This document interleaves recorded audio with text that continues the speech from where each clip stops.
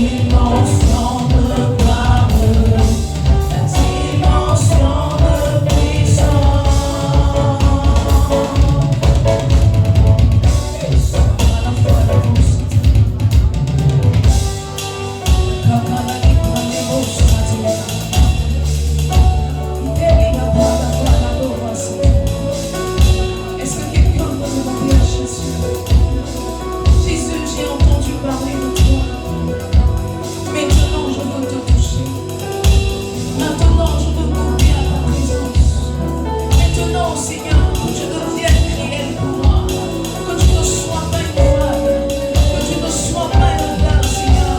J'ai vu dans ma vie que tu fais des miracles. J'ai vu dans ma vie que tu es apparu au sort. J'ai lu dans ma vie que tu as marché puissamment avec certains héros de la foi. Je veux que ces choses deviennent réelles pour moi. Je veux que ces choses deviennent mon partage. Seigneur, c'est la prière de mon cœur ce matin. Jésus, c'est la prière de mon cœur ce matin. Est-ce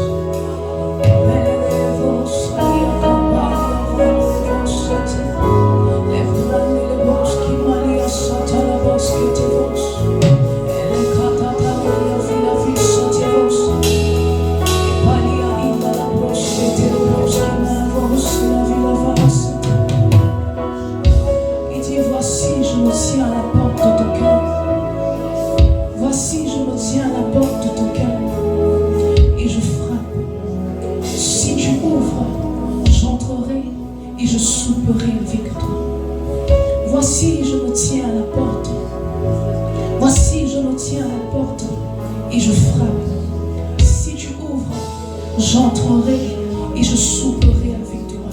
Si tu ouvres, si tu ouvres, si tu ouvres, si tu ouvres, si tu ouvres, j'entrerai et je souperai avec toi. J'entrerai et je souperai avec toi. Si tu ouvres, si seulement tu peux ouvrir la porte de ton cœur, je me chargerai du reste. Je me chargerai du reste. Je me chargerai du reste. Je me chargerai du reste. Je me chargerai du reste. Ah, ma souris, quand faut y offrir ma blanche. La main dans la lumière de la blanche quand tu vas. Il est belle blanche qui n'a pas la soude de qui la blanche. La fois la condamnée à voir sur ta blanche. Rada la blanche qui est téléphone et la blanche quand tu vas. Saint-Esprit, merci pour ta présence. Merci pour ta présence, Seigneur. Merci pour ta grâce.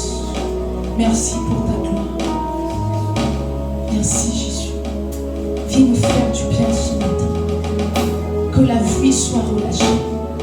Que l'Esprit entre et que nous soyons transformés. Je dis les paroles que je vous ai dites sont esprit et vie. Ce matin, que nous ne recevons pas que la lettre, parce qu'elle tue, nous voulons recevoir l'esprit, nous voulons recevoir la vie. Ah Jésus, nous mettons notre confiance en toi ce matin. Merci parce que tu le fais. Merci pour ta sainte présence. Merci pour ta douce présence. Nous t'aimons Jésus. Merci Jésus. Merci Jésus. C'est dans ton nom, Seigneur, dans ton précieux nom, que nous avons fait monter ces prières. Et nous disons tous Amen. Gloire à Jésus. Est-ce que quelqu'un peut acclamer pour ça aussi?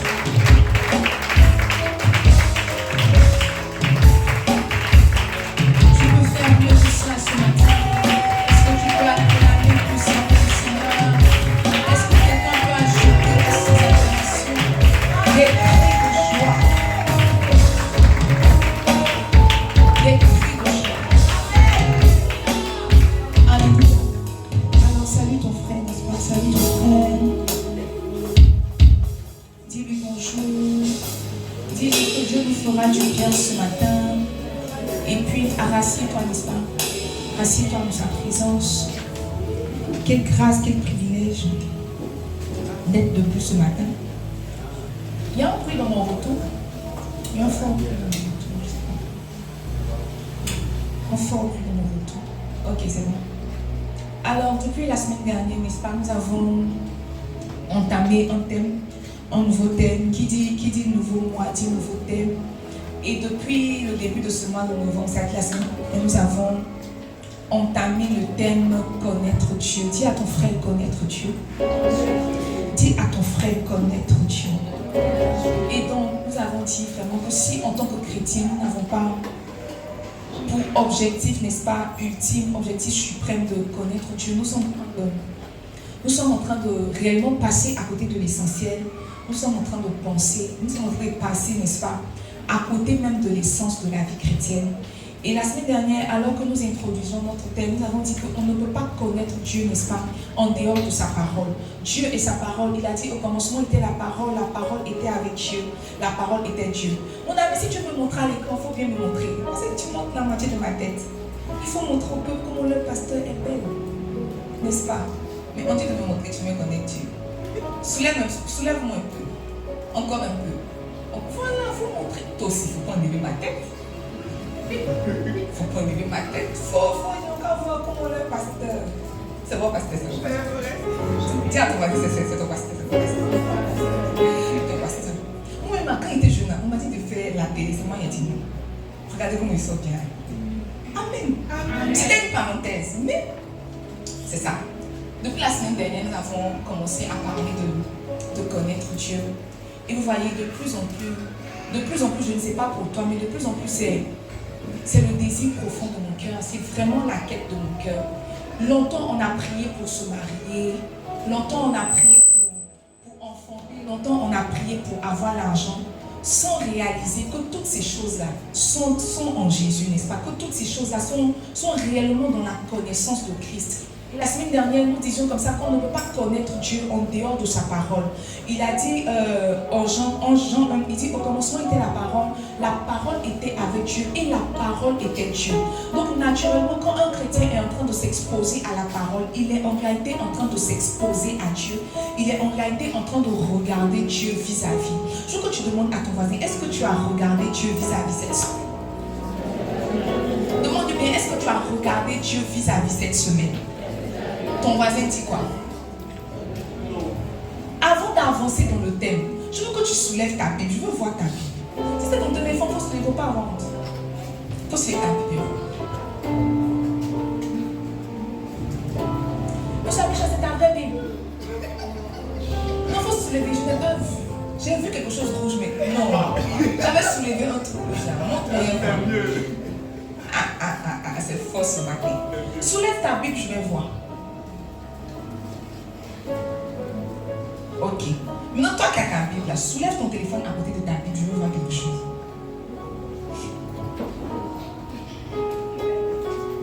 Toi, mais tu vois que ton téléphone est plus gros que ta Bible. Tu vois que ton téléphone est plus gros que ta Bible. Qui a acheté son téléphone à plus de 50 000? N'ayons pas, on est déjà dans la présence de Dieu. Ok. Qui a acheté son téléphone à moins de 50 000? Qui a acheté sa Bible à plus de 20 000? Qui a acheté sa Bible à moins de 20 000? Qui a une Bible qu'on lui a donnée? Le pays va mal, l'église va mal, l'église va mal. Donc tu as une Bible qu'on t'a donnée, mais un téléphone que tu as acheté. Ta Bible coûte 2 000 francs, ton téléphone coûte 50 000 francs. Dis à ton frère miséricorde. Dis-lui bien miséricorde. Il faut lui dire miséricorde. Mais je veux même que tu le tapes. Il faut taper ton voisin. Il faut dire miséricorde.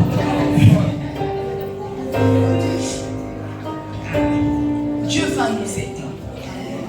La semaine dernière, quand on parlait, on a dit que la parole de Dieu, n'est-ce pas, c'est tout mot, tout silence qui sort de la bouche de Dieu. C'est tout ce que nous pouvons écouter qui concerne Dieu. C'est tout ce que nous pouvons lire qui concerne Dieu.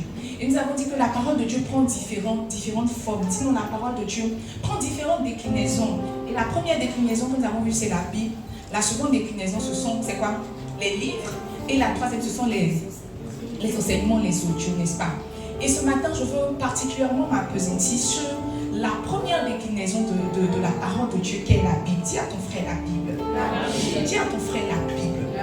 Alors, je vais vous montrer ma Bible, ma fière Bible. Naturellement, je ne pourrais pas avoir une Bible d'une autre couleur. C'est ça. Ma Bible est quelle couleur? Ma Bible est plus grosse que mon téléphone. Dis à ton frère, sa Bible est plus grosse que son téléphone. Prenons nos Bibles dans le livre de Actes 17, verset 10 à 11. Actes 17, verset 10 à 11. Que le Seigneur nous fasse du bien ce matin. Actes 17, verset 10 à 11. La Bible nous dit: aussitôt, les frères firent partir de nuit Paul et Silas pour Bérée.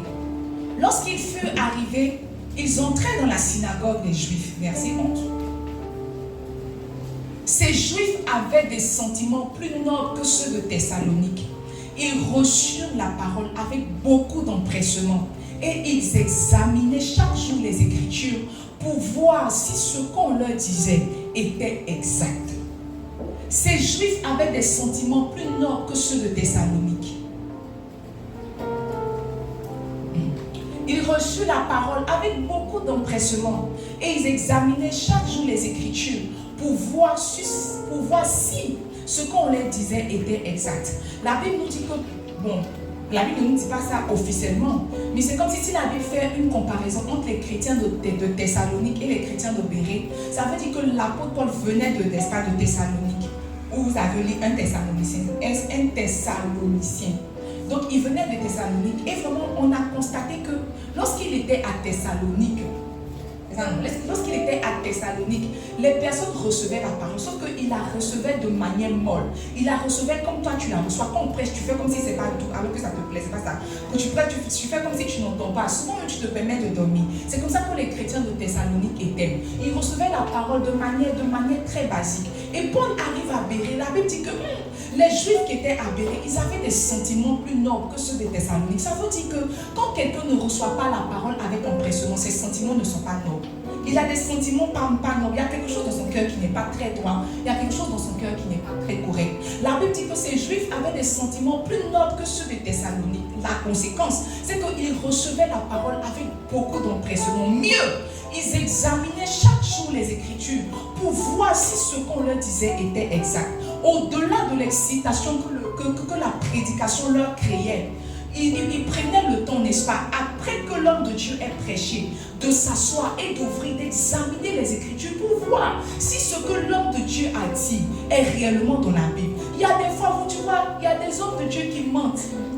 Pas qui mentent, bon oui, qui mentent. Qui mentent, sinon qui altèrent, c'est ça, on dit ça, qui altèrent la vérité. Et il demande, il dit que on peut faire offrande de rachat de l'âme. Et on te donne par exemple le verset comme quoi Élisée s'est couché sur l'enfant de la tsunami, n'est-ce pas, pour que l'enfant revienne à la vie. Et l'homme de Dieu te dit, toi, une femme, avec la poitrine, on dit, comment on appelle ça, redondante, avec la poitrine redondante, des fesses redondantes, te dit que pour que l'esprit entre en toi, il doit se coucher sur toi. Et toi, tu dis que bon, si l'homme de Dieu a dit, pourquoi est-ce que l'homme de Dieu va mentir? Et toi aussi, il te donne une certaine heure. Il dit à 23h, viens, l'esprit va entrer en toi. Et toi, tu arrives, tu portes ton habit. Il dit qu'il faut venir en petite tenue. Parce que si tu as porté boubou, l'esprit ne peut pas rentrer. L'esprit ne supporte pas les boubous. Et toi aussi, tu t'en vas en petite tenue. Tu t'en vas en petite tenue, n'est-ce pas? Tu te couches et il se couche sur toi. L'esprit entre en elle. L'esprit dit, bon, comme l'esprit ne rentre pas directement, il faut qu'il y ait transfert. Et toi, tu dis que bon, comme il est déjà là, et que l'esprit aussi est déjà là, il faut juste faire le transfert, n'est-ce pas? Pour que l'esprit entre. Et tu te laisses transférer. Tu te laisses transférer et tu sens dire que oh, mon pasteur est où et cet homme de Dieu est véritable. Si tu avais fait comme les chrétiens de Bérée, que tu avais pris ta Bible, lorsqu'il t'a dit allons te transmettre l'esprit, tu allais lire dans Actes, il a dit que lorsque Paul prononçait encore ces mots, l'esprit entra en eux. Et qu'on n'a pas besoin de se coucher, n'est-ce pas, pour que l'esprit entre. Mais tu n'as pas lu, tu n'as pas lu. Donc tout ce qu'on te dit, tu fais. On a une soeur ici, ils ont dit à sa tata qu'elle doit faire offrande de rachat 2 millions. Elle a pris 2 millions pour faire offrande de rachat. Moi-même, quand je suis là, l'esprit est en train de me parler. L'esprit me parle. Qui a quelque chose sur son compte? C'est vrai, c'est pas l'esprit qui me parle. Moi, si tu n'as pas compte, qui a quelque chose sur son web, c'est mon gauche monnaie. L'esprit dit maintenant. C'est maintenant. Tu peux mettre le numéro web de l'église là. L'esprit dit maintenant. Si il doit te visiter, c'est maintenant. Mais tu vois, ça va se faire à travers le numéro web. Il faut faire un multiple de 1000. Vous ne croyez pas l'esprit? Il faut mettre, tu combats l'esprit. On va combattre l'esprit. L'esprit va donner le numéro web. L'esprit aussi, tu es là. Voilà le numéro Orange Money. Si c'est sur Orange Money, il faut faire. La Bible dit que laisse là ton offrande. Il ne faut pas partir avec ton offrande. Quand tu viens avec quelque chose dans la maison de Dieu, il ne faut pas rentrer avec. Il dit laisse là ton offrande, va te réconcilier. Si vous avez réconcilié, c'est bon, mais au moins une offrande est là. Parce que si vous partez vous réconcilier, vous pouvez boire un coca. Laisse là ton offrande.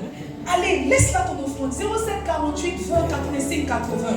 Je ne vois pas ta main en mouvement. 05 94 56 33 26. Je ne vois toujours pas ta main en mouvement. 05 94 56 33 26. Visitez les numéros de l'église et l'esprit entrera en vous. Amen. Amen. Si tu as visité, lève la main que l'esprit entre en toi. En tout cas, tu as parti comme tu es venu. Tu as parti comme tu es venu. La Bible dit que les chrétiens de Thessalonique, non de Bérée, ils s'asseyaient au-delà de l'excitation. Au-delà de l'empressement que leur créait la parole, on a dit qu'après, ils revenaient sur le pas, n'est-ce pas? Ils examinaient la parole. Ils regardaient si ce que Paul avait prêché s'inscrivait dans les Écritures. Ils s'examinaient. Et vous voyez, examiner en grec, ça veut dire anakrino. Dis à ton frère anakrino. Dis-le bien anakrino. Ce matin, nous allons parler d'anacrino. Dis-lui anacrino. Mon ami, si ton seul rendez-vous avec la parole c'est le dimanche, tu es mal barré. Si ton seul rendez-vous avec la parole c'est le dimanche, tu es mal barré. Peut-être que ce n'est pas moi qui vais racheter ton âme, mais sur ton chemin, il y a quelqu'un qui va te faire offrande de rachat.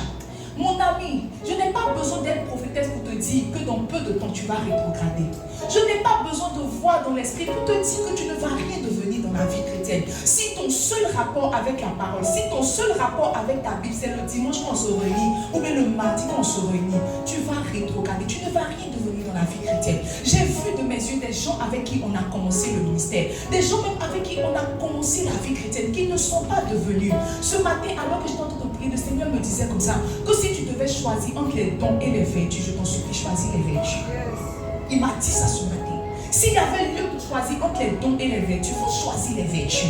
Parce que nous tous, quand le ministère a commencé, on a fait la course aux dons. Nous tous, on voulait voir, nous tous, on voulait sentir, nous tous, on voulait entendre. Mais peu sont ces personnes-là qui se sont assises au pied du Seigneur, en train d'anacrer les Écritures. On veut les dons, on veut voir.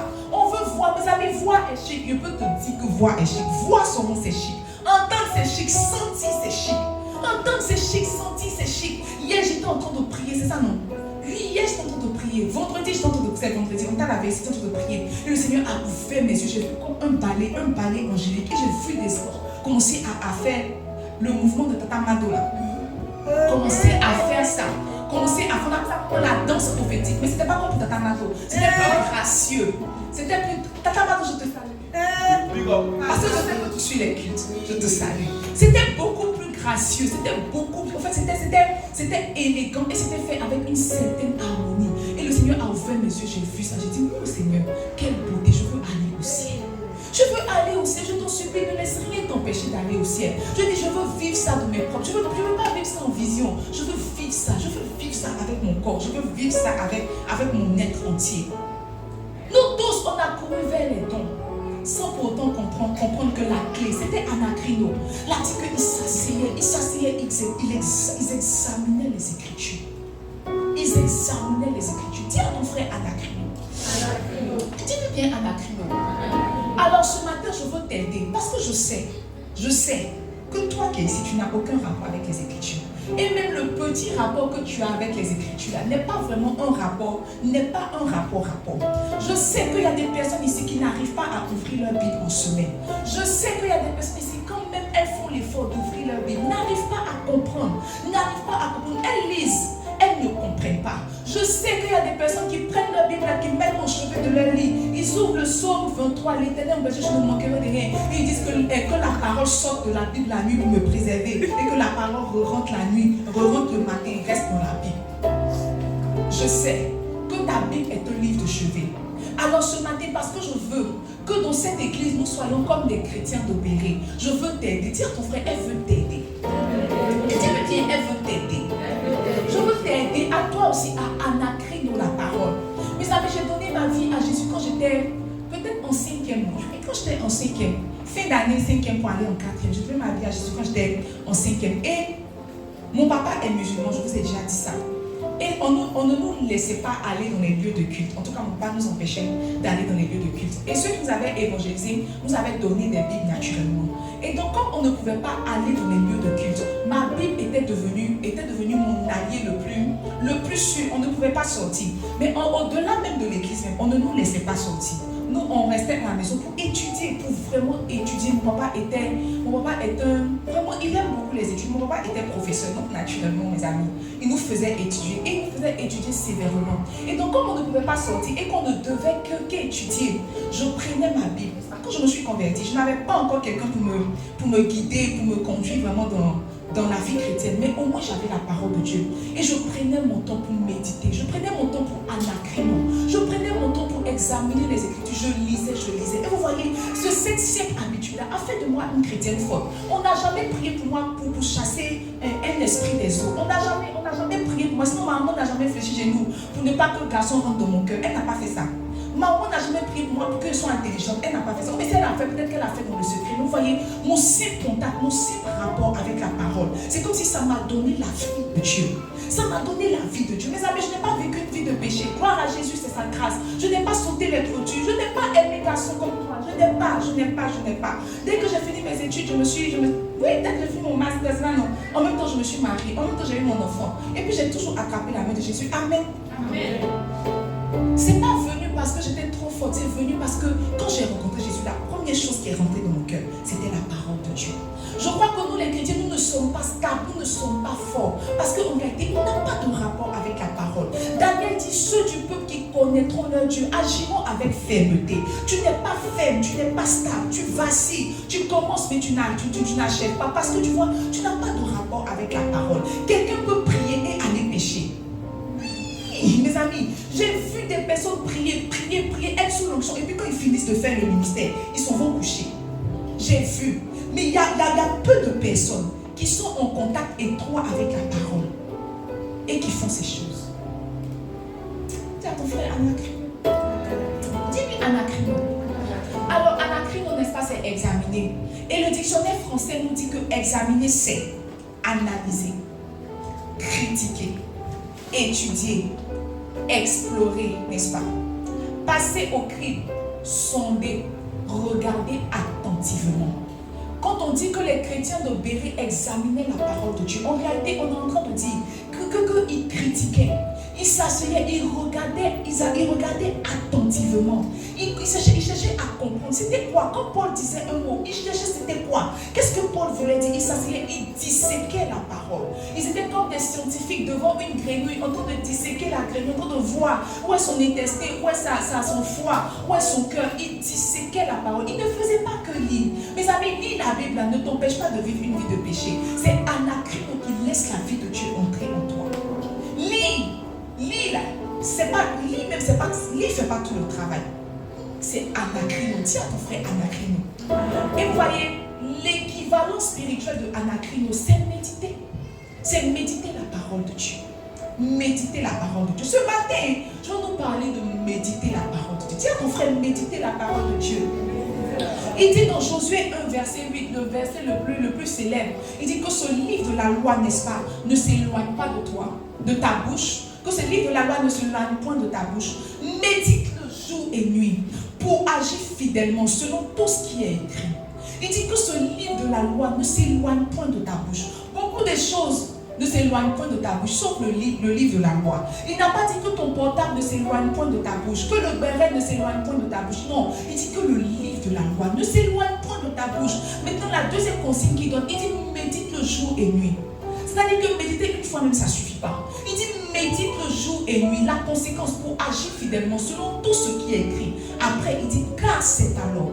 Quand on met car, ça veut dire qu'on essaie de faire une relation de cause à effet, n'est-ce pas? Si tu médites jour et nuit et que si tu essaies d'agir fidèlement selon ce qui est écrit, alors tu auras du succès dans tes entreprises, alors tu réussiras.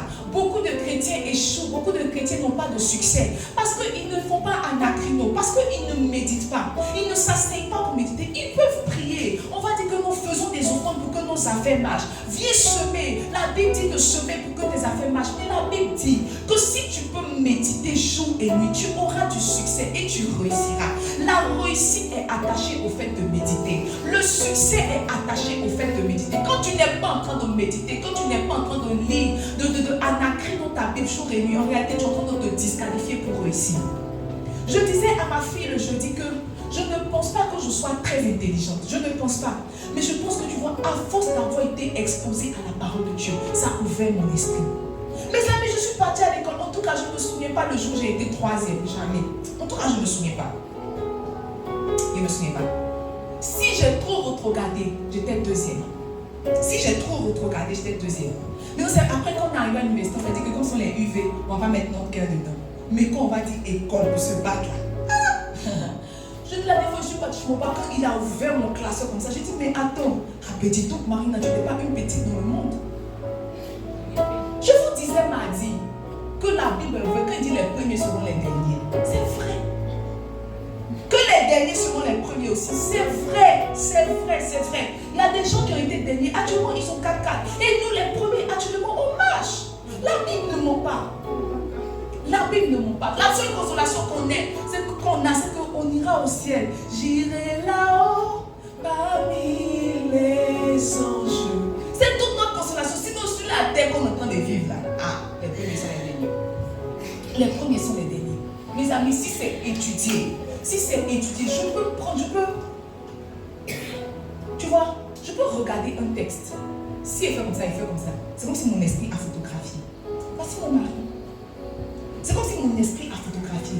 Et je disais à ma fille que c'est pas parce que je suis intelligente. Non, à force de m'exposer à la parole de Dieu, à force d'apprendre les versets, c'est comme si mon esprit s'est ouvert. Est-ce que vous savez qu'il y a une dimension du Saint-Esprit qu'on appelle esprit d'intelligence? Ne sais ce qui ne fait pas tomber son œil. Il y a une dimension du Saint-Esprit qu'on appelle esprit d'intelligence. Tu ne vois rien à l'école parce que tu ne anacrines pas. Tu ne retiens pas tes leçons parce que tu ne fais pas anacrine. C'est vrai.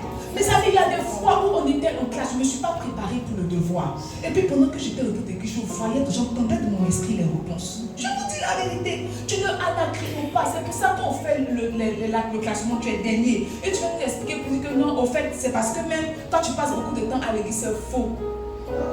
Ok. C'est faux. Parce que toi même que tu fais à l'église aussi là, c'est pas ça. Tu ne anacrines pas. Il y a beaucoup de choses qui ne réussissent pas dans ta vie parce que tu ne prends pas le temps de réussir, de méditer. Mes amis, il y a tout dans la Bible pour quelqu'un qui veut avoir du succès. Quand quelqu'un veut éduquer ses enfants, il y a la parole dans la Bible. Quand quelqu'un veut faire des affaires, il y a le verset dans la Bible. Quand quelqu'un veut être une bonne épouse, il y a le verset dans la Bible. Quand quelqu'un, quel que soit ce que tu veux devenir dans la Bible, il y a sa solution dans la Bible. La Bible, il y a tout dans la Bible. Le problème, c'est que tu ne t'assois pas pour examiner, tu ne t'assois pas pour disséquer. Il a dit à Josué, regarde, moi j'ai pris Moïse, mon serviteur. Mais toi, le conseil que je veux te donner, parce que n'oubliez pas, dans Exode 33, quand Moïse rentrait dans la présence de Dieu, il rentrait avec Josué. Moïse sortait, mais Josué restait. Ça veut dire que si quelqu'un avait goûté à la présence de Dieu, c'était Josué. Mais Dieu est en train de dire à Josué que ça ne suffit pas. Avoir des frissons, voir les anges, ça ne suffit pas. Si tu ne t'assois pas pour méditer la parole jour et nuit, tu ne vas pas réussir, tu ne vas pas y arriver. Tu ne vas pas réussir, tu ne vas pas y arriver. Mes amis, la méditation, c'est la clé. Dis à ton frère, la méditation, c'est la clé. Tu ne vas rien devenir en dehors de la parole de Dieu. Absolument rien. Absolument rien. Absolument rien.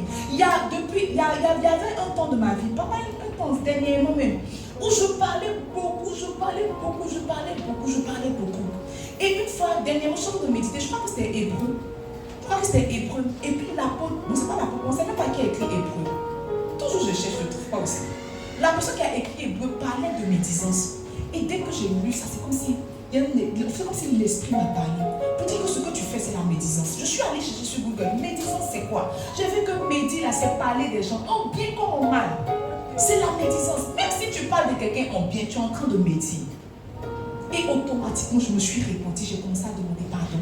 Et j'ai dit, Seigneur, aide-moi à ne plus jamais parler des gens. À ne plus jamais parler. Mais tu vois, c'est quand il y a un acrino, quand j'ai vu ça. Le péché que tu n'arrives pas à laisser, c'est parce que tu n'as pas encore un acrino. Il dit que les paroles que je vous donne sont esprit et vie. Quand tu ouvres ta Bible, ce n'est pas la lettre que tu lis. Il y a un esprit qui entre en toi, n'est-ce pas? Et qui enlève ce qui est comme captivité en toi. Le mais c'est que tu ne lis pas ta Bible. Dis à ton frère, tu ne lis pas ta Bible. Dis-lui, tu ne lis pas ta Bible. Il dit, regarde, médite le jour et nuit. Médite le jour et nuit. Méditer en français veut dire réfléchir, ruminer. Méditer veut dire réfléchir, ruminer. Tu vois, tout dans le monde spirituel là n'est pas power. Souvent, il faut utiliser ton cerveau. Il dit à Josué, regarde, il faut t'asseoir, il faut utiliser ton cerveau. Tout dans la destinée ne nécessite pas qu'on t'impose les mains. Tout dans la destinée ne nécessite pas qu'on prophétise. Souvent, il faut t'asseoir, il faut réfléchir sur ta vie. Là, dit que celui qui réfléchit sur les choses trouve du bonheur. Tu ne peux pas t'asseoir, ruminer la parole. Quand toi-même tu regardes ton âge et puis tu regardes ton comportement, ça va ensemble.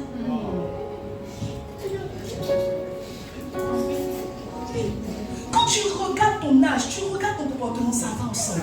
Quand tu regardes ton âge, tu regardes le stade de ta vie où tu es, ça va ensemble. Tu as pratiquement 40 ans, tu n'as même pas un terrain. Tu as pratiquement 40 ans, tu n'as même pas un compte en banque. Tu as pratiquement 40 ans, tu n'as même pas 10 000 francs en banque. Tu n'as même pas une épargne. Et tu te comportes comme quelqu'un qui est fou. On rit, tu ris. Toi, tu as le droit de rire. Tu n'as pas le droit de rire. Tu n'as pas le droit de rire. Mais tu vois, tu ne t'assois pas pour réfléchir. Tu vois que ton âge est en train d'avancer. Mais tu ne veux pas laisser le péché. Ton âge est en train d'avancer. Mais tu ne veux pas quitter dans ce que tu fais là. Tu ne veux pas quitter. Tu penses que tu es jeune. Tu n'es pas jeune. Tu n'es pas jeune. À 40 ans, qu'est-ce qu'on peut faire? Ça même qui se bonifie à 40 ans, c'est quand il a une petite voiture. Tu as 40 ans, tu luttes plus avec tes petits frères. Tu as quoi? Il dit, regarde Josué, il faut t'asseoir pour méditer. Méditer là, ça veut dire qu'on s'assoit pour réfléchir. On s'assoit pour réfléchir. Ma vie est en train de partir où? Je suis en train de devenir quoi? Ici, là, on a pratiquement tous 30 ans. Ou bien, on a pratiquement, j'ai dit pratiquement, on a pratiquement tous 30 ans. On suppose donc qu'on a pratiquement tous 25 ans. Mes amis, 25 ans de vie. 25 ans de vie. 2025 est fini. Il reste quoi en 2025 là? C'est vrai quand c'est faux, vous dites que la fin de l'année n'est pas encore finie. La fin d'une chose, mes amis. Pensez-vous. C'est que tu n'as pas fait de janvier qu'en novembre. Il faut arrêter. C'est le Dieu de l'accélération. C'est le Dieu qui rattrape le temps perdu. Il faut arrêter. Faut arrêter. Faut arrêter. C'est vrai que Dieu fait ces choses, mais regarde, il faut arrêter. Même quand ils ont donné Boaz à Ruth, ça n'a pas raccourci son âge. Ça n'a pas raccourci son âge. Même quand Dieu a restauré Naomi, ça n'a pas ramené ses enfants et son mari. C'est vrai que Dieu restaure, mais ce qui est perdu est perdu. C'est vrai qu'ils ont restauré Job au double, n'est-ce pas? Il a eu d'autres enfants, mais ceux qui sont morts sont morts. Ceux qui sont morts sont morts. Arrête de te comporter comme un enfant. Il a dit que celui qui réfléchit sur les choses trouve le bonheur. Tu ne peux pas t'asseoir réfléchir.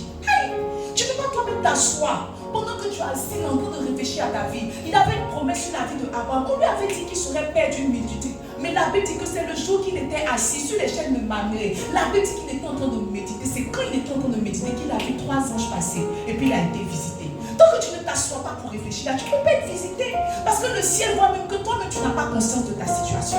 Tu n'as pas conscience de ta situation. Ce soir, nous parlons de ressources, nous parlons de finances. Hier, j'étais en train de prier. Le Seigneur me dit que vous êtes insensé. Mon ami, tu es insensé. Tu as pratiquement 40 ans, tu n'as même pas une maison. Et tu dis que ton compte est au ciel. Ça veut dire quoi? Ça veut dire quoi? Ça veut dire quoi? Tu as déjà entendu qu'il y a un compte au ciel. Il n'y a pas de banque au ciel. Jésus a dit que je m'en vais vous préparer des demeures. On sait que tu as une maison au ciel, mais tu n'as pas de compte au ciel. Tu n'as pas. Il faut dire à ton frère, tu n'as pas. Tout ce que tu as, c'est des 250 francs sur ton web. C'est tout. C'est tout. Celui qui réfléchit sur les choses trouve le bonheur. Méditer au-delà de la spiritualité, c'est s'asseoir et réfléchir. J'ai donné ma vie à Jésus, ça fait 5 ans. J'ai donné ma vie à Jésus, ça fait 3 ans. Je suis rien en train de devenir. Qu'est-ce qui se passe? Qu'est-ce qui se passe? Tu ne réfléchis pas à ça. C'est toi toujours on va t'appeler, viens à l'église. Est-ce que tu as médité? Est-ce que tu as prié? Tu vas venir aujourd'hui? Non, je ne vais pas venir. Ah non, ah non, ah non. Tu penses que c'est un jeu? Tu penses que jouer avec la vie de qui? Tu penses que jouer avec ta vie? Mais tant que tu ne t'assois pas, tant que tu ne t'assois pas pour réfléchir. Ah, mes amis, arrêtons ça. Arrêtons ça. Faut dire à ton frère, arrête. Méditer, c'est réfléchir. Et méditer spirituellement, c'est réfléchir sur la parole. C'est réfléchir sur la parole. Pourquoi nous méditons? La première raison pour laquelle nous méditons, c'est pour devenir des chrétiens forts. Dis à ton frère, devenir des chrétiens forts. Dis-lui méditer des chrétiens forts. On médite, pardon, pour devenir des chrétiens forts. Donne-moi, n'est-ce pas, Matthieu 4,4. Il dit, l'homme ne se nourrira pas seulement de pain. L'homme ne se nourrira pas seulement de pain. L'homme ne vivra pas, pardon, de pain seulement, mais de toute parole qui sort de la bouche de Dieu. L'homme ne vivra pas que de pain ou de toute parole qui sort de la bouche de Dieu. À l'époque, leur nourriture principale, c'était le pain. Mais Dieu est en train de dire comme ça que l'homme ne se nourrira pas seulement d'atchiqué. L'homme ne se nourrira pas seulement de foutou. Tout ton projet dans la vie, ça ne peut pas être manger et dormir, manger et vivre. Ça ne peut pas être ton projet de vie. Il dit l'homme ne se nourrira pas seulement de pain. Tu ne peux pas vivre que de nourriture. Tu as besoin de vivre, n'est-ce pas, de toute parole qui sort de la bouche de Dieu. Tu vois, on nourrit son corps pour être en forme. On mange la nourriture là pour que son corps soit nourri, pour être fou, pour être en forme. C'est comme ça que tu manges la parole de Dieu. Quand tu te nourris de la parole de Dieu, tu permets à ton esprit tu permets à ton esprit d'être un esprit fort, de devenir fort, de prendre des nutriments, de prendre des ressources. Regarde, pour que quelqu'un ait un esprit fort, il a besoin de manger la parole de Dieu. Pour que quelqu'un ait une chair forte, sinon un corps fort, il a besoin de manger la nourriture. Pour que quelqu'un ait une âme forte, il a besoin des relations humaines. Tu ne peux pas que nourrir ton corps, laisser ton âme, laisser ton esprit et puis espérer devenir quelqu'un dans la vie. Menu de la semaine, aujourd'hui c'est petits pois, demain c'est salade, demain c'est gaba, demain c'est foutou. Regarde, et puis tu ne manges même pas équilibré. Même le poids même que tu nourris là, ce n'est pas équilibré. Tu ne nourris pas ton esprit. Les gens peuvent faire une semaine sans lire la parole de Dieu. Leur esprit est faible. Ils ne s'asseyent pas et après vont faire des songes où les poissons les poursuivent. Ils vont venir dire que pasteur, j'ai fait un songe, il faut m'expliquer. Mais tu ne nourris pas ton esprit. C'est normal que le poisson te poursuive. Poisson que tu manges, c'est normal qu'il ait la domination sur toi, qu'il te poursuive. Parce que tu ne nourris pas ton esprit. Tu es tout le temps déprimé parce que tu n'as pas de relation avec les humains. On dit qu'il faut faire la communion fraternelle aussi, tu ne veux pas. Il faut méditer, tu ne veux pas. Tout ce que tu veux, c'est manger. Il dit l'homme ne vivra pas que de pain, mais de toute parole qui sort de la bouche de Dieu. On se nourrit, on lit la Bible, on médite la Bible pour devenir des chrétiens forts. Pour devenir des chrétiens forts, je vous expliquais. Il y a quelques années de cela, mon mari ici, qui est mon exemple parfait, parce qu'il ne faut pas parler des choses que tu n'as pas vues, que tu n'as pas su. Une fois, mon mari dit que Dieu lui a mis à cœur de faire jeûne sec, 3 jours. Je dis, ah, tu sais, quand Dieu met à cœur à quelqu'un, il ne faut pas dire non. Dieu lui a mis à cœur de faire 3 jours de sec. Viens pas devant le pasteur. Dieu lui a mis à cœur de faire 3 jours sec. On est parti au travail, on revenait. Il est en train de conduire la voiture. À la station de la 2. Nous n'allons pas loin, à la station de la 2. Il dit, chérie, je meurs. Il n'est pas fait quelque chose qu'il n'est pas vu. Il dit, chérie, ils sont là. Il est vivant. Il dit, mais qui est là? Il dit qu'il sent qu'on veut le tuer. Il n'arrive plus à respirer son cœur. Chérie, mon cœur. Mais tu vois, moi, il y a toujours été une femme spirituelle. Il dit, il faut garder. Je suis rentrée au shop, au supermarché de la station. J'ai pris une salade de fruits, un petit chou, de l'eau. Il connaît mon mari. Il connaît les esprits qu'il a attaqués. C'était des esprits de famille. Il dit que bon, avant même qu'on va à l'hôpital, il faut boire quelque chose. Il a bu le jus, il a bu l'eau, il a mangé la salade de fruits. Mes amis, la vie est horrible. Tous ceux qui l'attaquaient l'ont libéré. L'esprit de Dieu voulait même conduire, il dit que non, ça va, il voit qu'on a conduit ce qu'on a vu. Le voilà, il est vivant. Il est vivant. Tu vois que quelqu'un n'est pas en train de manger, il s'affaiblit. Sa pression commence à monter, sa tension, le battement de son cœur commence à se faire fort. C'est comme ça que quelqu'un n'est pas en train de méditer. Il est en train de suffoquer spirituellement. Il suffoque spirituellement, ton esprit suffoque, ta vie chrétienne suffoque. De la même manière qu'on l'attaquait, c'est comme ça, toujours quand on t'attaque, c'est parce que tu ne médites pas. Toujours j'ai senti, j'ai vu. Si tu méditais, tu n'allais plus voir, tu n'allais plus sentir, tu n'allais plus entendre. C'est toi seul, toujours on te propose à manger la nuit. C'est parce que tu ne manges pas la parole. Si tu mangeais la parole, on n'est pas venu te proposer la viande. Puisqu'on s'est dit que tu aimes beaucoup la nourriture physique. Ah, on va bien te servir même dans tes songes. Mes amis, on médite pour être des chrétiens forts. Je ne connais pas quelqu'un qui a un rapport avec la parole qui est faible. Je ne connais pas. Même la dépression, là, c'est un manque de méditation. C'est pas ça. Quand quelqu'un déprime, c'est parce qu'il ne médite pas.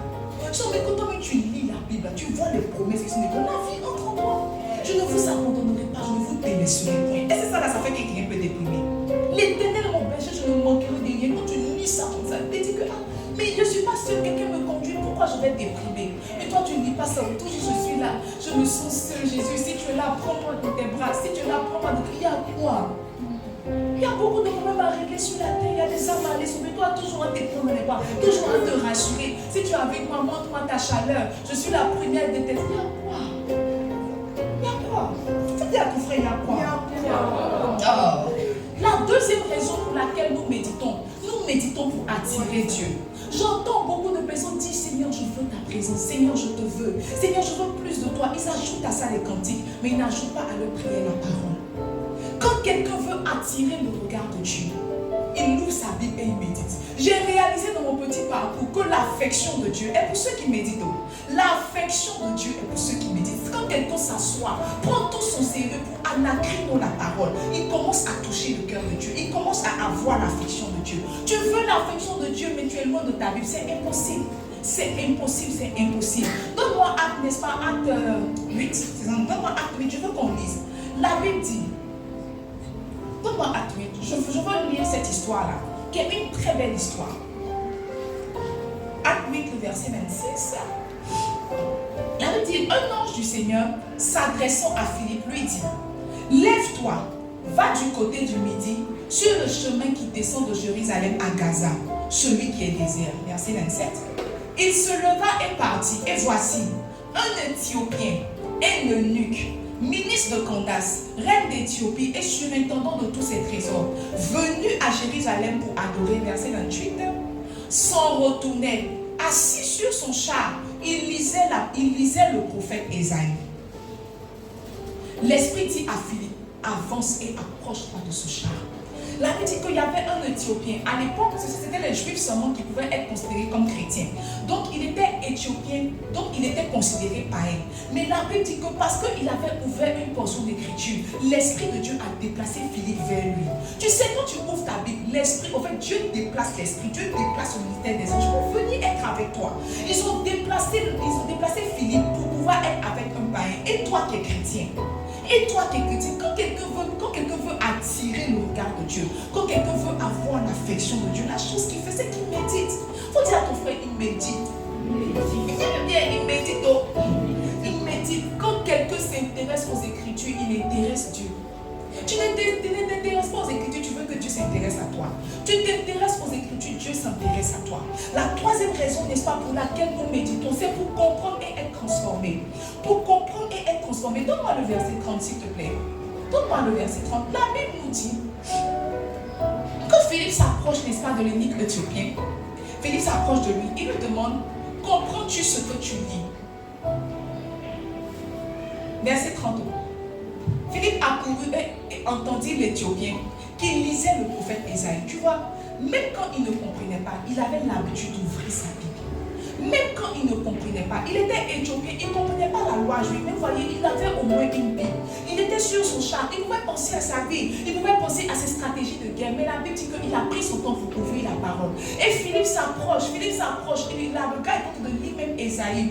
Il lui dit, comprends-tu ce que tu lis, verset 31? Il dit, comment le pourrais-je si quelqu'un ne me guide? Et il invita Philippe à monter et à s'asseoir avec lui, verset 32. Le passage de l'écriture qu'il lisait était celui-ci. Il a été mené comme une brebis à la boucherie et comme un agneau muet devant celui qui le tond. Il n'a point ouvert la bouche. Dans son humiliation, son jugement a été levé et sa postérité, qui la dépeindra, car sa vie a été retranchée de la terre. Allons. L'eunuque dit à Philippe, je te prie, de qui parle le prophète ainsi? Est-ce de lui-même ou de quelque autre? Alors Philippe, ouvrant la bouche et commençant par ce passage, lui annonça la bonne nouvelle de Jésus. Comme ils continuaient leur chemin, ils rencontraient de l'eau. Et l'eunuque dit, voici de l'eau. Qu'est-ce qui empêche que je sois baptisé? Philippe répondit, si tu crois de tout ton cœur, cela est possible. L'eunuque répondit, je crois que Jésus est le Fils de Dieu. Verset 38, il fit arrêter le char. Philippe et l'eunuque descendirent tous les deux dans l'eau et Philippe baptisa l'eunuque. La Bible dit qu'il lisait, n'est-ce pas, il lisait la portion d'écriture, mais il ne comprenait pas. Alors Dieu déplace Philippe vers lui. Et Philippe va vers lui. Philippe se rend compte qu'il est en train de lire Ésaïe. Et lui demande, est-ce que ce que tu lis là, tu comprends? Il dit que non, je ne comprends pas. Si quelqu'un ne m'explique pas, je ne peux pas comprendre. J'ai compris que vous voyez, la Bible n'est pas un livre qu'on lit. La Bible est un livre, n'est-ce pas, qu'on examine. En fait, on doit t'expliquer la Bible pour que tu puisses comprendre. Si on ne t'a pas expliqué la Bible, tu ne peux pas comprendre. Maintenant, tu vois, celui qui explique la Bible, c'est le Saint-Esprit. À l'époque, c'est Philippe qui l'a déplacé. Mais cette fois-ci, le Saint-Esprit est là pour t'expliquer la parole. C'est lui qui est l'Esprit de vérité. C'est lui qui connaît les Écritures. C'est lui qui peut disséquer la parole pour te faire comprendre ce qui est écrit là, de quoi il s'agit. C'est le travail du Saint-Esprit. Mais tu ne le laisses pas être le Saint-Esprit dans ta vie. Tu ne le laisses pas lui t'expliquer la parole. La Bible dit que quand Philippe a compris, quand l'eunuque éthiopien a compris, la première chose qu'il a demandé, il dit, qu'est-ce qui m'empêche d'être baptisé? Philippe dit que rien. Alors il y a une autre, il dit, baptise-moi. Ça veut dire que quand quelqu'un refuse d'être baptisé, parce qu'il n'a pas encore compris. Il y a beaucoup de choses que tu ne comprends pas. Tu ne comprends pas l'importance du baptême. Tu ne comprends pas l'importance de la sanctification. Tu ne comprends pas l'importance des offrandes. Tu ne comprends pas l'importance de la communion fraternelle. Tu ne comprends pas l'importance de pourquoi nous venons à l'église dimanche. Tu ne comprends pas. Parce que tu ne laisses pas le Saint-Esprit t'expliquer. Il dit, comment est-ce que je vais comprendre si quelqu'un ne m'explique? J'ai réalisé que vous voyez, ce n'est même pas lire qui transforme, c'est comprendre. C'est comprendre qu'il transforme. Mon pasteur dit, si quelqu'un comprend pourquoi il fait une chose, il va la faire aisément. Si tu sais pourquoi tu médites, tu vas méditer aisément. Si tu sais pourquoi tu viens à l'église, tu vas venir à l'église avec action de grâce. Mais tu ne sais pas, tu ne comprends pas. Le jeudi, j'étais assis, j'ai fait asseoir mes filles, je leur ai demandé, moi mais je suis pasteur à l'église. Ce que j'ai dit à vous comprenez, elles disent non. Elle dit, ça fait fait 3 ans ici, pasteur. Vous ne comprenez pas. Elles disent non. Je leur dis que d'accord, à partir de maintenant, jeudi là, ça sera notre jour de compréhension. Je vais vous expliquer aisément la parole. Apparemment, ce que je fais ici dimanche, elles ne comprennent pas. Elles ne comprennent pas. Je dis d'accord, donc elles vont me poser les questions même que j'ai entendues. C'est là que j'ai vu même qu'elles ne comprennent pas. Parce que tu vois pas quelqu'un a compris les questions qu'ils ne posent pas. J'ai vu qu'elles ne comprennent pas. J'ai dit d'accord, je vais m'asseoir pour leur expliquer la parole.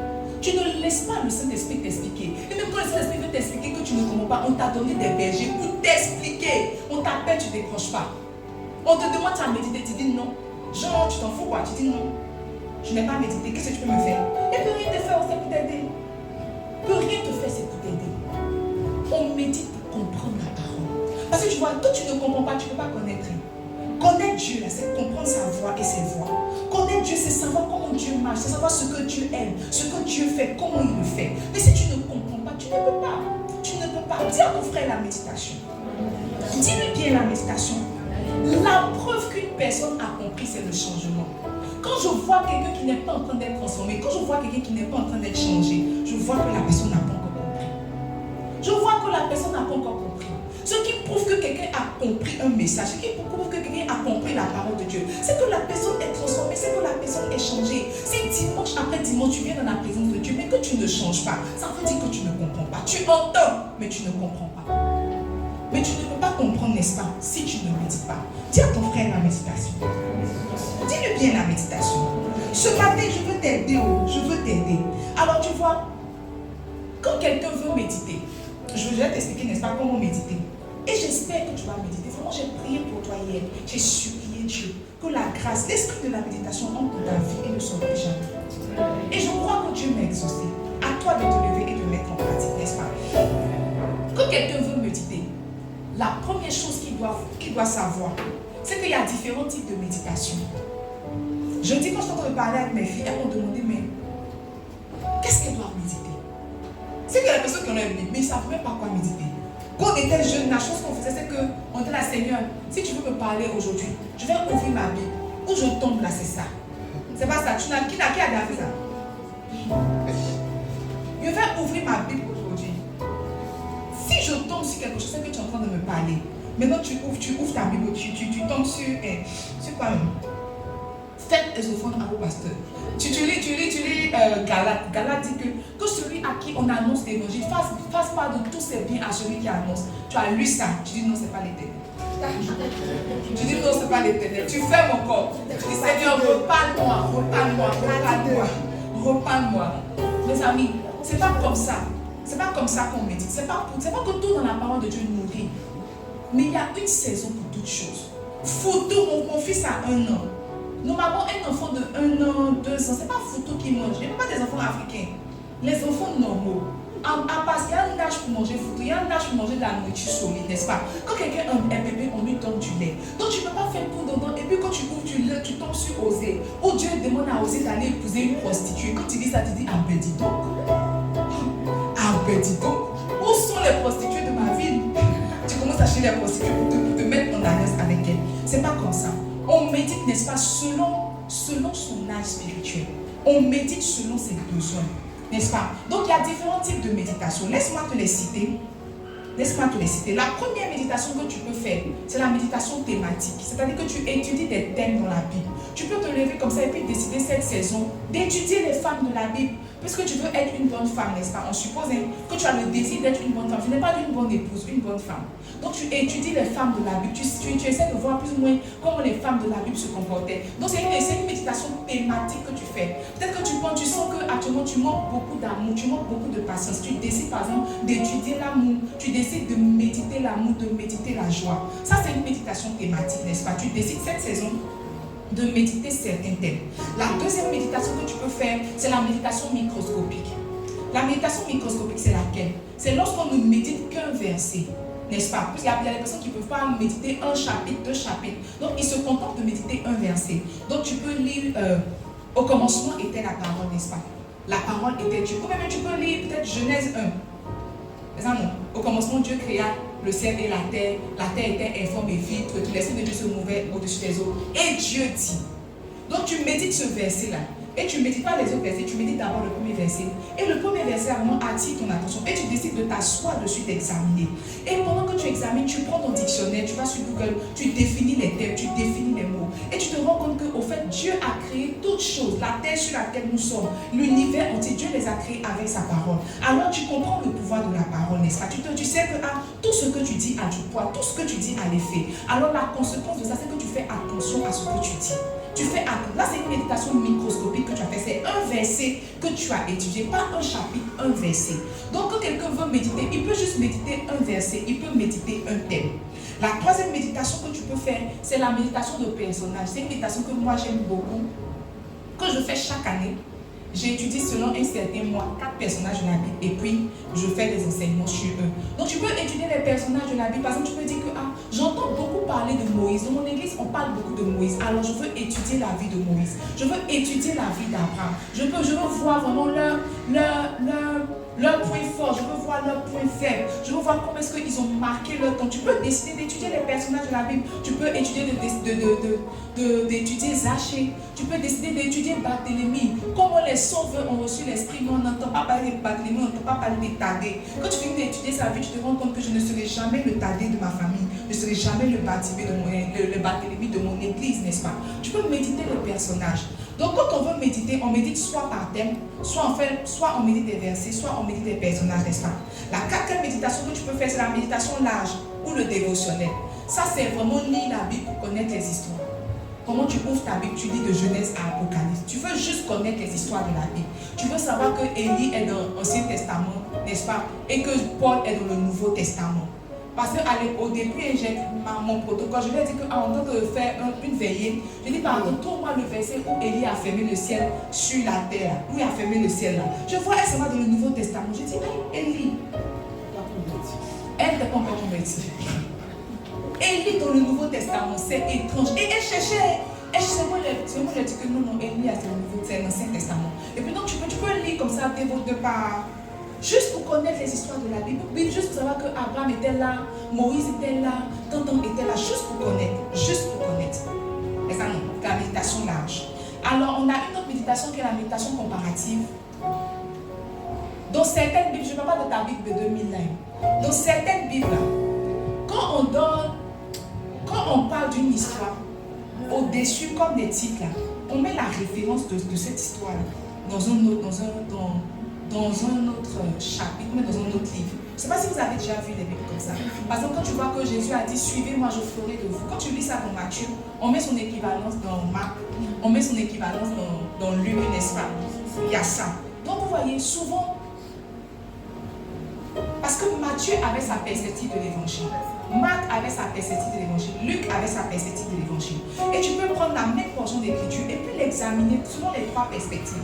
Il y a une partie de la Bible où on dit que Jésus au jardin de Gethsémani, ça non, il était tellement en souffrance, il a dit Seigneur viens m'aider. Après il a dit non pas ma volonté mais ta volonté. Marc et Luc ne disent pas que les anges sont venus le porter. C'est Matthieu seul qui dit ça. Donc si tu lis dans Marc, tu vas omettre la partie où les anges sont venus le porter. Donc tu vois, c'est quand tu fais une étude comparative que tu vois qu'en plus de ça, les anges sont venus le porter. En plus de ça, il a dit ça. En plus de ça, il y a eu ça. Donc ça, c'est une étude comparative. Tu peux décider d'étudier certaines histoires dans la Bible, mais selon différentes perspectives. Et ça, non. J'espère que je me fais comprendre. La sixième méditation que tu peux faire, c'est étudier un certain livre. C'est ce que moi je fais actuellement. Tu peux décider, parce que la Bible c'est 66 livres, n'est-ce pas? Et puis les 66 livres sont catégorisés. Il y a des livres prophétiques, c'est ça non? Il y a des livres historiques, il y a des livres quoi? Poétiques. Oui, Israël, tu veux renchérir? Il ne veut pas renchérir. Donc il y a différentes catégories. Tu peux dire qu'à cette saison, je veux lire les livres prophétiques. Tu vas lire Ézéchiel, tu vas lire Daniel, tu vas lire Ésaïe. Ça non, les livres prophétiques, les livres des prophètes. Donc tu peux décider d'étudier les livres. Tu peux décider d'étudier des livres. Donc tu vois, quand on veut méditer déjà, on choisit le type de méditation qu'on veut faire. Quand tu es d'accord avec le type de méditation que tu veux faire, le reste coule naturellement. Mais si c'est juste pour ouvrir ta Bible comme ça pour dire Seigneur parle-moi, ça ne va pas le faire. C'est bon? J'espère que je t'ai aidé et que je ne t'ai pas ennuyé. Je t'ennuie? Même si je t'ennuie, tu vas sortir.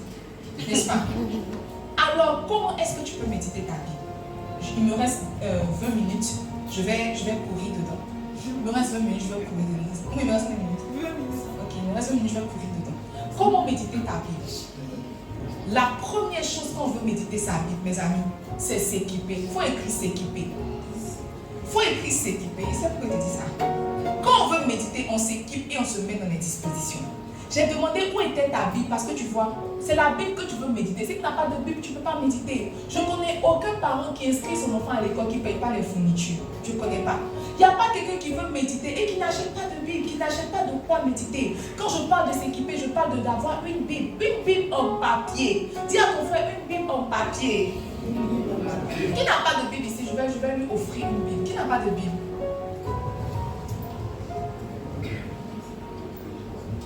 Vous savez que c'est la chair, il ne voit pas, non? Il faut bien les regarder. Et vous voit deux demain, il ne vous voit pas.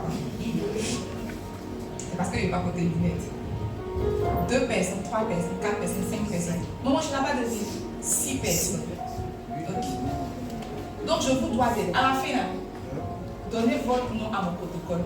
Et puis, dimanche prochain, vous allez récupérer vos Bibles. C'est bon? Donc, quand on veut méditer, d'abord, on achète une Bible. On achète en plus de la Bible un cahier de notes. Parce que quand tu vas méditer, il faut que tu prennes des notes, n'est-ce pas? Un cahier de notes, un stylo. Big. Un stabilo. Tu connais stabilo? J'ai envoyé un pour toi. Ah, les amis, j'ai ramassé l'argent de ma vie.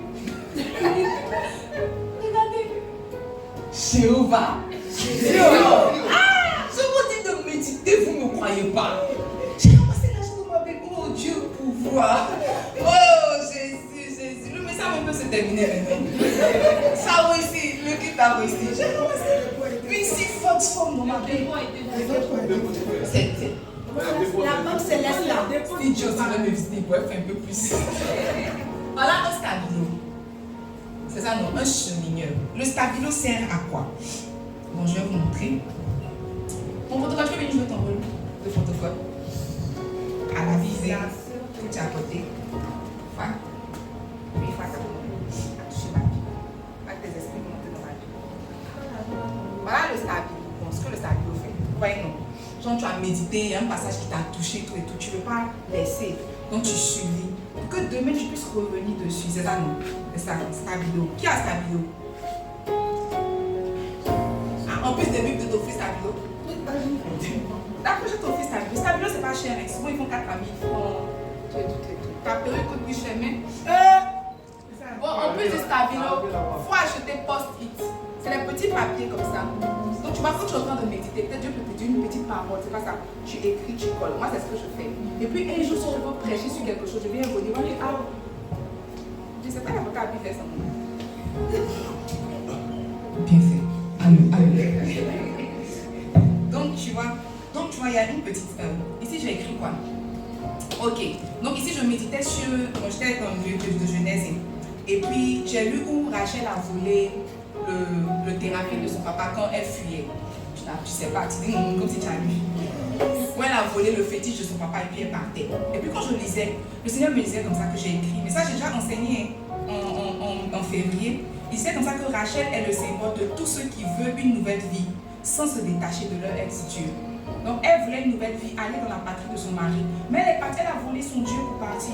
Donc il m'a dit que c'est le symbole de tous ceux qui ne veulent pas se détacher. Ils veulent Jésus, mais ils veulent garder leur gars. Ils veulent Jésus, ils veulent garder leur goût. C'est vous, les Rachel.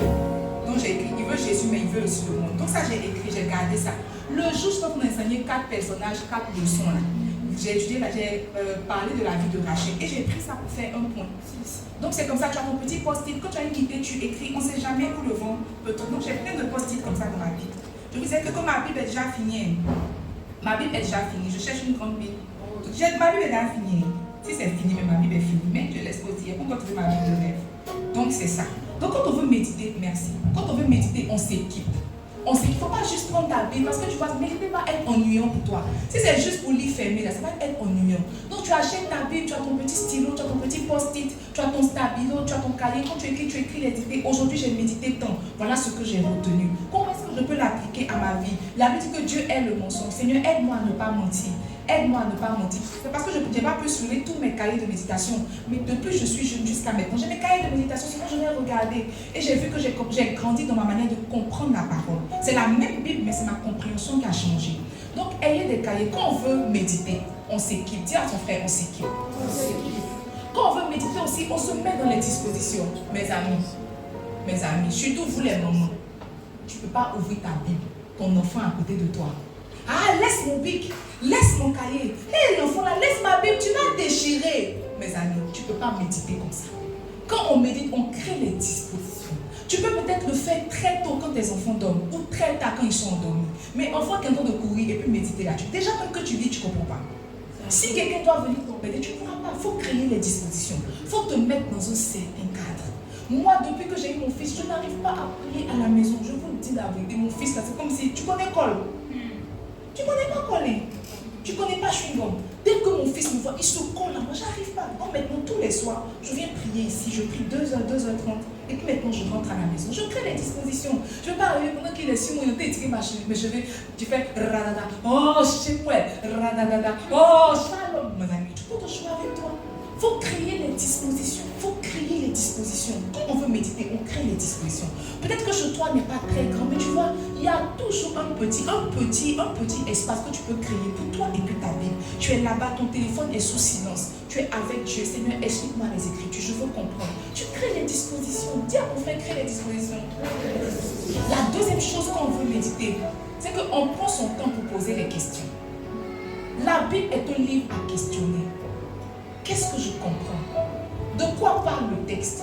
Qu'est-ce que l'auteur veut nous dire? Quelle leçon Jésus veut que je tire de ce que je suis en train de lire? Il ne faut pas juste lire pour lire. Il faut te poser des questions. Il faut poser des questions à la Bible. Quand tu lis que Jacob, tu te demandes qui est Jacob? Tu vas chercher sur Google. Qui est Jacob? Jacob est quand tu écris. Qui est Laban? Laban est un... Oh, Jacob et Laban sont parentés. Mais pourquoi Laban voulait voler Jacob? Tu dis, oh, c'est parce que même Jacob même a volé son papa. Tu te poses des questions. Tu te poses des questions. Et tu vois, quand tu es en train de poser les questions, tu permets au Saint-Esprit de te donner les réponses. Mais si c'est juste pour lire là, tu ne pourras pas. Donc quand on veut méditer, il faut dire à ton frère, on pose des questions. Dis-lui, on pose des questions. La troisième chose qu'on veut méditer, c'est qu'on prie pour l'esprit de compréhension. Ça, beaucoup de personnes ne le font pas. L'évêque éthiopien a demandé à Philippe, comment est-ce que je vais comprendre si personne ne m'explique? Mes amis, tu dois prier pour que Dieu t'explique. Tu dois prier pour l'esprit de compréhension. Seigneur, je t'en supplie, aide-moi à comprendre. La portion d'écriture que je suis en train de lire, ouvre mon esprit, je veux comprendre. Que le Saint-Esprit vienne m'expliquer. Donne-moi de prendre plaisir à ces choses. Donne-moi de comprendre, donne-moi de comprendre. Souvenons-nous dans la parabole du semeur. La Bible dit que celui qui a apporté beaucoup de fruits, c'est celui qui a compris. Si tu ne comprends pas, tu ne seras pas un chrétien fructueux. Amen. Amen. Amen. Et la dernière chose qu'on veut méditer, ça, je m'adresse à ceux qui ne savent pas lire. Mes amis, on est ici avec ceux qui ne savent pas lire. Et ce n'est pas une fatalité. Pendant que je préparais ce message, je m'a mis à cœur en 2026 de commencer à faire des cours d'alphabétisation. Donc, il y a une maîtresse que je connais, n'est-ce pas, qui prend les tout petits. Et je lui ai demandé si elle peut faire ça pour moi. Elle m'a dit, pas de problème. Donc, à partir de 2026, c'est-à-dire qu'on va entrer en janvier là, on aura des cours d'alphabétisation de 20 minutes de temps. Et c'est pas là l'école qui est difficile pour toi, non? 30 minutes après le culte là. On va aménager une classe pour t'apprendre à écrire, pour t'apprendre à lire. Ça va prendre le temps que ça va prendre, mais finalement, tu pourras manier les mots, manipuler les mots, n'est-ce pas? Donc, ne pas savoir lire, ne pas savoir écrire n'est pas une fatalité. Pour toi qui ne sais pas lire, pour toi qui ne sais pas écrire, il y a la Bible audio. Tiens ton frère, la Bible audio. J'ai remarqué même que ceux qui ne peuvent pas télécharger la Bible audio sur Play Store, il y a la Bible entière sur YouTube. Et livre par livre, il y a Genèse sur YouTube, il y a Exode sur YouTube, il y a Deutéronome, il y a Nombre, il y a tout sur YouTube. Donc tu vois, tu peux peut-être cette saison, tu veux lire le livre de Actes, tu télécharges, c'est en une seule vidéo, peut-être de 1h, de 1h30. Il lit la Bible, il lit la Bible. En fait, les gens méprisent la puissance de l'écoute. Regardez les blancs, nos mamans blanches, nos papas blancs. Un enfant peut naître, n'est-ce pas? Et puis ils achètent des livres pour leur lire des histoires. Tu es d'accord avec moi que le nouveau-né là ne sait pas ce que son papa est en train de lire. Mais tu vois, il y a une chose dans l'homme qu'on appelle le subconscient. Pendant qu'il est en train de lire, pendant que le parent est en train de lire, les informations sont en train de s'emmaganiser dans l'esprit de l'enfant. Peut-être que pour toi c'est un enfant, il ne comprend pas. Mais tu vois, à force d'écouter, à force d'entendre, les informations s'emmagasinent. L'enfant grandit et il est motivé. Non, ses parents ont commencé. Donc tu vois, peut-être que tu ne peux pas lire ta Bible. Mais chaque matin, tu as peut-être téléchargé cette semaine dans le livre de Actes. Matin, tu te réveilles, tu écoutes. Tu mets dans tes oreilles, tu écoutes. Tu as un petit baf, tu mets des écouteurs, tu mets Actes des apôtres. Peut-être que tout de suite, tu ne peux pas écrire. Mais à force d'écouter, pendant que Paul était en train de parler, l'esprit entra en eux. Pendant que tu seras en train d'écouter, l'esprit va rentrer en toi.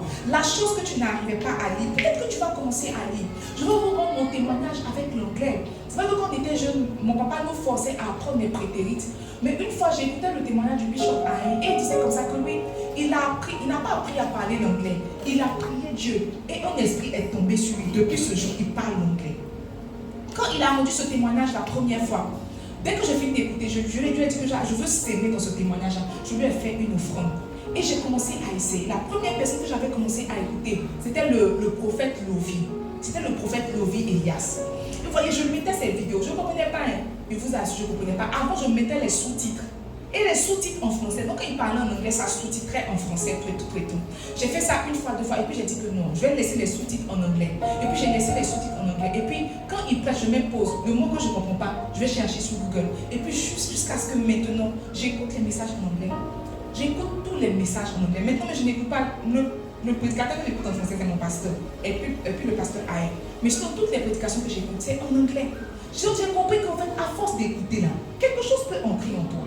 C'est pas que ceux qui méditent la Bible avec leurs yeux sont meilleurs que ceux qui écoutent. Moi-même là, j'écoute la Bible d'abord avant de la lire.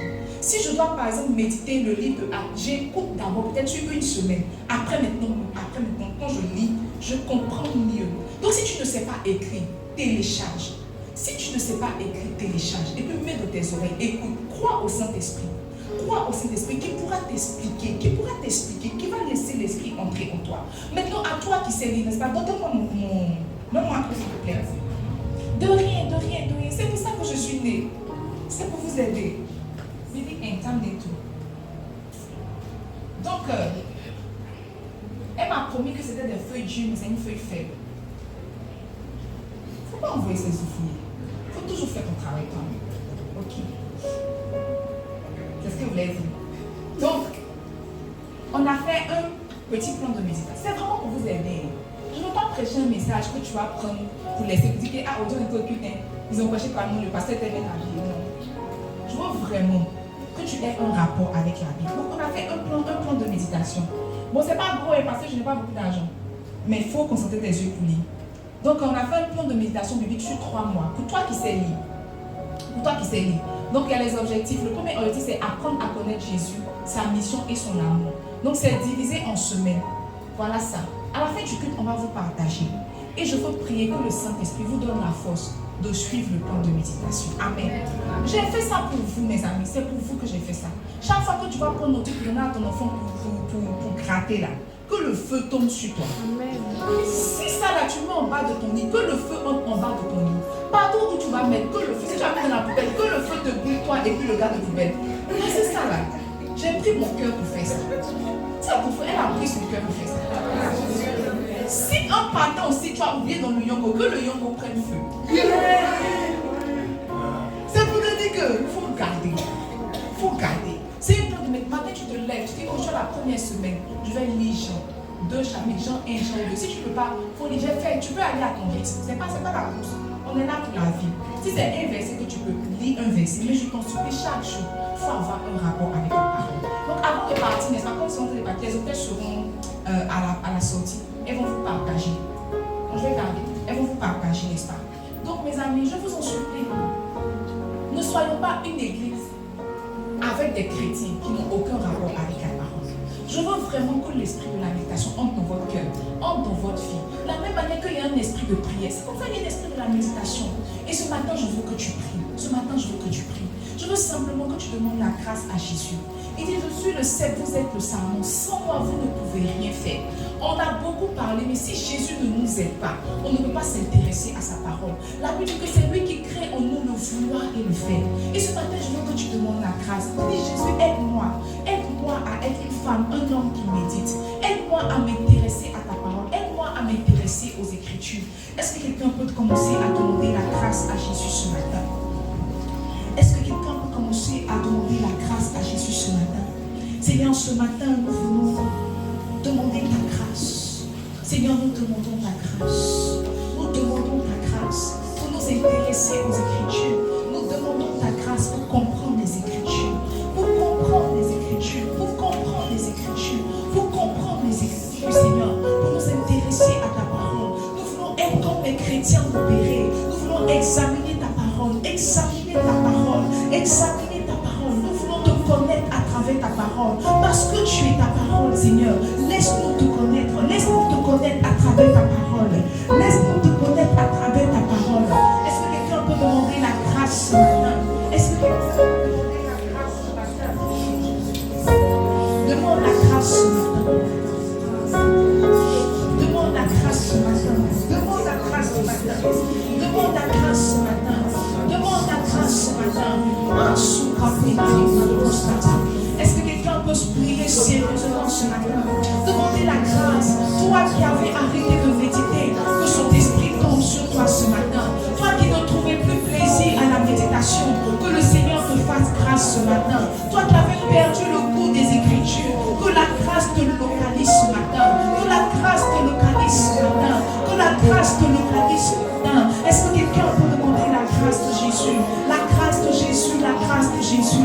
Un grand plan des roses qui va là-bas.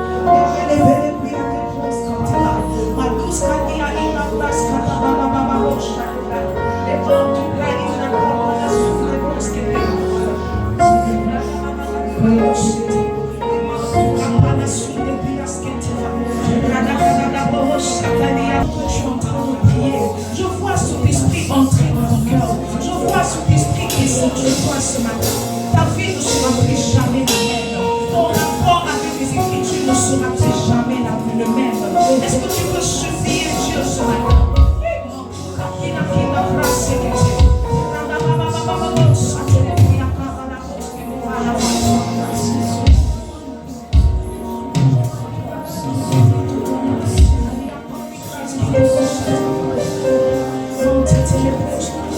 Demande la grâce.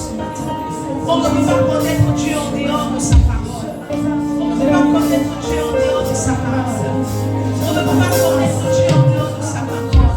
Jésus, s'il te plaît, aide ton peuple. Jésus, s'il te plaît, aide ton église. Aide ton église, aide ton église, aide ton église. Aide ton église, aide ton église. S'il te plaît, Jésus. S'il te plaît, Jésus. S'il te plaît, Jésus. À toi, s'il te plaît. Pour qu'il y ait un impossible.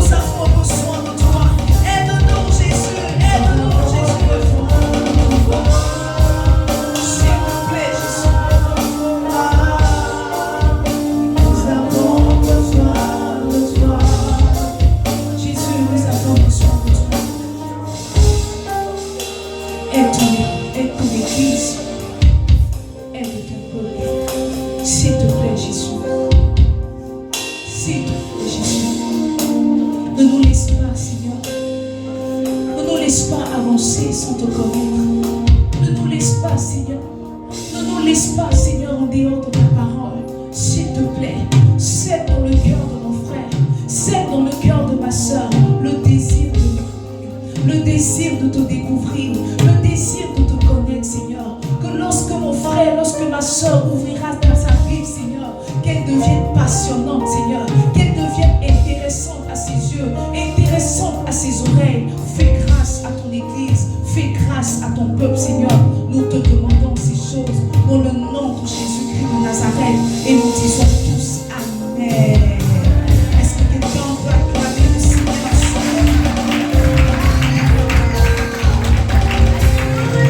Gloire à Jésus. Amen. Oh, quelqu'un repart dans sa maison avec la capacité de méditer. Je le crois. Chaque fois que tu seras couché et que tu voudras scroller, le Saint-Esprit va attirer ton attention sur le fait que oh, tu n'as pas encore médité. Je crois au Dieu qui crée du dégoût les choses. Je crois que tu vas enlever l'affection que tu as pour les réseaux sociaux pour la transformer en affection de la parole. Je le crois que ces choses-là tombent sur toi au nom de Jésus-Christ. Alors ce matin, je veux terminer mon message en faisant l'appel au salut. Pour moi, l'appel au salut n'est pas qu'une étape du culte. C'est vraiment la raison pour laquelle nous nous réunissons. Et je veux demander à quelqu'un ici qui n'a pas encore fait de Jésus le Seigneur et le Sauveur de sa vie, qui veut accepter Jésus, qui veut appartenir à la famille en Christ, de se tenir debout et ensemble nous allons prier. Mes amis, ne nous donnons pas le luxe de venir à l'église, mais de ne pas rentrer dans la famille de Dieu. Si tu es ici que tu n'as pas encore reçu Jésus, s'il te plaît, tiens-toi debout. S'il te plaît, tiens-toi debout. S'il te plaît, tiens-toi debout.